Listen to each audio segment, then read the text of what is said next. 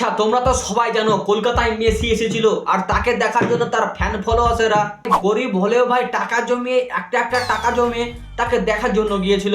জমে দুর্গাপূজা কালী পূজা আমি স্কিপ করে আমি মেসিকে দেখতে এসেছিলাম। আমার সবকিছু উল্টে গেল, ইমোশন নিয়ে গেলেছে, আর কিছু না। দেখো সব মেসি ভক্তের মতো এই ভাইটাও কিন্তু কালী পুজো দুর্গা পুজো সব হাত খরচ মিলিয়ে মেসিকে দেখার জন্য টিকিট কেটেছিল, কিন্তু মারা দেখলো কি নেতা মন্ত্রীর মুখ।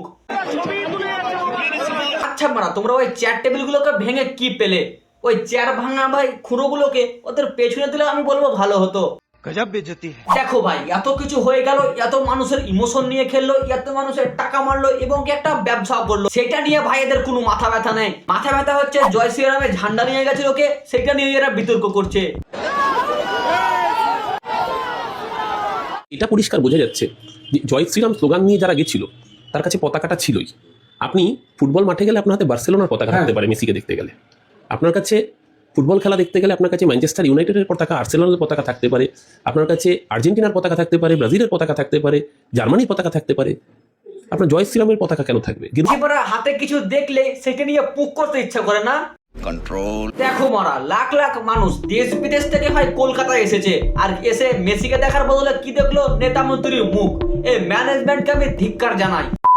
দেখো মারা এখন কিন্তু এই কলকাতাকে অনেক মানুষই চিনছে, দেশ বিদেশ থেকে ভাই অনেক মানুষই কিন্তু এই কলকাতাকে সার্চ করছে। কিসের জন্য ভাই? এরকম একটা ম্যানেজমেন্টের জন্য, যাকে ভাই সব মেসিকে দেখতে এসেছিল দেখেছে নেতা মন্ত্রীকে। এক্সট্রা ডিউটি করে ওভারটাইম করে আমরা টাকা জমিয়ে, শুধু আমরা আমাদের অনেক মধ্যবিত্ত ছেলে আছে, আমরা টাকা জমিয়ে 5,000-6,000 টাকা দিয়ে টিকিট কেটে আমরা এখানে পুলিশের মার খেতে এসেছি। দেখো ভাই পশ্চিমবঙ্গ মানে কয়লা চুরি, গরু চুরি এই সব ছিল, এখন হচ্ছে ভাই সাধারণ মানুষের ইমোশনের নিয়ে টিকিটের টাকা চুরি। খান সুজিত বোসের সঙ্গে করমর্দন করছেন, আমাদের কাছে একটা ঐতিহাসিক মুহূর্ত। এটা কিন্তু ভাই বিভিন্ন দেশের মানুষ ইতিহাসের খাতা লিখে রাখবে।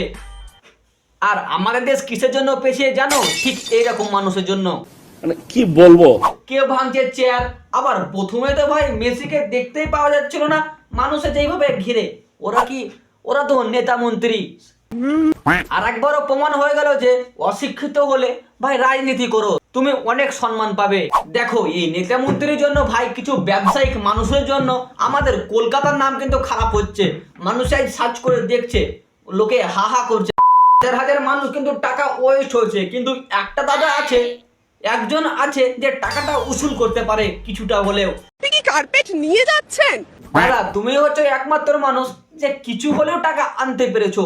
আর যারা যারা ভাই টাকা পাওনি ভাই ঘরে বসে থাকলে হবে না, এদের বিরুদ্ধে প্রোটেক্ট করো। এক্সট্রা ডিউটি করে ওভারটাইম করে আমরা টাকা জমিয়ে, শুধু আমরা আমাদের অনেক মধ্যবিত্ত ছেলে। সত্যি ভাই আমাদের বাংলার জন্য খারাপ লাগছে। আমাদের অশিক্ষিত মানুষ ভাই ভোটে দাঁড়িয়ে পাস করে ভাই আমাদের বাংলাকে আরো পিছাচ্ছে কিছু ব্যবসায়ী মানুষ। আরে ভাই এই মূর্তিটাকে দেখে কোন দিক থেকে ভাই মেসি লাগছে? ভাই আমাদের পশ্চিম বাংলায় শিল্পীর অভাব ছিল। দেখো অন্য দেশের মানুষ তো এখন এটাও বলছে কলকাতা में तो कोई শিল্পী নেই जो মেসি के जैसा मूर्ति बना सके। কি বাংলা আমাদের এগাচ্ছে? দেখো আমাদের পশ্চিম বাংলায় পরোটা মানে ভাই এক শিল্প। মানুষ লাখ লাখ টাকা খরচ করে মেসির সঙ্গে দেখা করতে পারছে না, কিন্তু একটা পরোটা বিক্রেতা মানে আমাদের রাজুদা মেসির সঙ্গে দেখা করেছে এবং কি সেলফিও তুলেছে। বলো দাদা বলো, ফুটবলের ভগবানের সাথে দেখা করে কেমন লাগলো? দারুণ লাগলো, দারুণ একটা আলাদা অনুভূতি, আলাদা অনুপ্রেরণা। দেখো রাজুদা তুমি বাংলার মানুষের কাছে অনুপ্রেরণা, কারণ মানুষ লাখ লাখ টাকা খরচ করেও মেসির সঙ্গে দেখা করতে পারেনি, আর তুমি পরোটা বিক্রি করে মেসির সাথে সেলফি। ভাই এবার থেকে মনে হচ্ছে আমিও পরোটা বিক্রি করবো।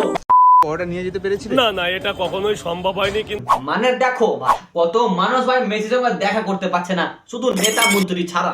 কিন্তু ভাই আমাদের দেশের পরোটা বিক্রেতা মানে রাজুদা মেসির সঙ্গে দেখা করেছে। খতম নেই হতা বে। কি পরোটা বিক্রি করবে আর পরোটা নিয়ে খিল্লি করবে?